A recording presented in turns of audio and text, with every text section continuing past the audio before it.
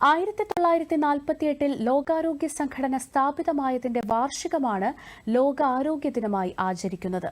ആരോഗ്യകരമായ തുടക്കം, പ്രതീക്ഷാ നിർഭരമായ ഭാവി എന്നതാണ് ഈ വർഷത്തെ പ്രമേയം. നവജാത ശിശു ആരോഗ്യത്തെക്കുറിച്ചുള്ള ഒരു വർഷം നീണ്ടു നിൽക്കുന്ന പ്രചാരണത്തിന് ലോകാരോഗ്യ ദിനമായ ഇന്ന് തുടക്കം കുറിക്കും. ആരോഗ്യകരമായ ഗർഭധാരണങ്ങളും പ്രസവങ്ങളും മെച്ചപ്പെട്ട പ്രസവാനന്തര ആരോഗ്യം എന്നിവയുമായി ബന്ധപ്പെട്ട വിവരങ്ങൾ ഈ ക്യാമ്പയിനിലൂടെ ലോകാരോഗ്യ സംഘടന പ്രചരിപ്പിക്കും. ഓരോ വർഷവും ഏകദേശം 3 ലക്ഷം സ്ത്രീകൾക്ക് ഗർഭധാരണമോ പ്രസവം മൂലമോ ജീവൻ നഷ്ടപ്പെടുന്നു എന്നാണ് ലോകാരോഗ്യ സംഘടനയുടെ കണക്ക്. 2 ലക്ഷത്തിലധികം കുഞ്ഞുങ്ങൾ അവരുടെ ജീവിതത്തിന്റെ ആദ്യ മാസത്തിൽ മരിക്കുന്നുവെന്നും ലോകാരോഗ്യ സംഘടനയുടെ റിപ്പോർട്ടിൽ പറയുന്നു. അതായത് ഓരോ 7 സെക്കൻഡിലും ഒരു കുഞ്ഞു മരിക്കുന്നു എന്നാണ് കണക്ക്. പ്രസവത്തിന് മുൻപും പ്രസവ സമയത്തും പ്രസവശേഷവും ശാരീരികവും മാനസികവുമായുള്ള പിന്തുണ സ്ത്രീകൾക്കും കുടുംബങ്ങൾക്കും ആവശ്യമാണ്.